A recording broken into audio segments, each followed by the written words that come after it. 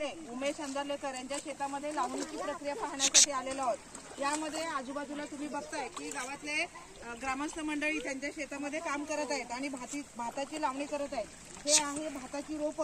प्रथमतः या शेतामध्ये पहिले भाताची लावणी